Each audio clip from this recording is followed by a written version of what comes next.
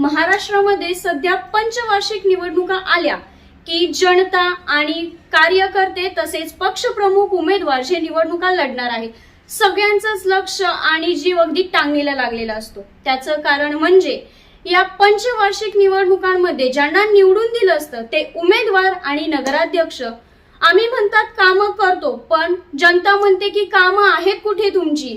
ही कामं करत नाही तर आम्ही तुम्हाला निवडून देऊच कशासाठी? नमस्कार, मी पूजा खोत घेऊन आलेले आहे सांगली, कुपवाड, मिरज महानगरपालिकेच्या निवडणुकीचा प्रत्येक अपडेट फक्त आणि फक्त जागर न्यूजवर।